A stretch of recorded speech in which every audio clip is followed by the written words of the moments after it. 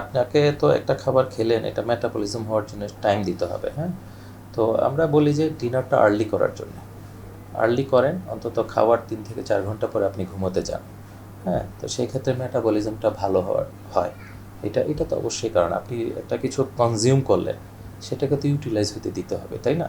তো সেই জিনিসগুলো তো ইম্পর্টেন্ট। এটা লাইফস্টাইল, তো এগুলো মডিফিকেশান আনতেই হবে, এগুলো তো ইম্পর্টেন্ট। আপনি কোনটা খাচ্ছেন, কতটুকু খাচ্ছেন, এটা টাইমিংটা, এগুলো সবই ইম্পর্টেন্ট। এগুলো কিছু ফ্যাক্টর অবশ্যই। আপনি দিনের বেলা অনেকে খেয়ে শোয়, তো এগুলো খাওয়ার পর ঘুমাতে যাওয়া বা দিনের বেলা শোয়া, এগুলো কোনোটাই খুব হেলদি প্র্যাকটিস না। মানে খাওয়ার পর ঘুমাইলে আসলে কি হয়, মানে ক্ষতিটা কি কোথায় হচ্ছে? এটা আপনার একটা মেটাবলিজমে তো একটা টাইম পিরিয়ড লাগে, তাই না?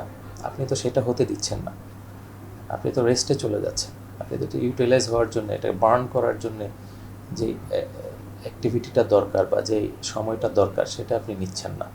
এটা তো অ্যাকিউমুলেশনের হেল্প করছে, তাই না? এটা মেটাবলিজমকে ব্যাঘাত ঘটাচ্ছে। ফলে কি হচ্ছে এটা? ফলে আপনার ওই যে বললাম, তো এগুলো লিভার তো বিপাক ক্রিয়াটাকে কন্ট্রোল করে, তাই না?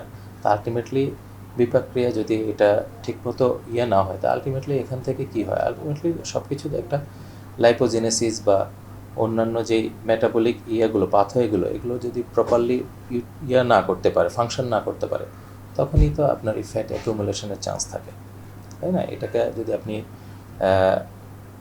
কি বলে ইউটিলাইজ হতে না দেন, তখন তো এটা জমা হবে।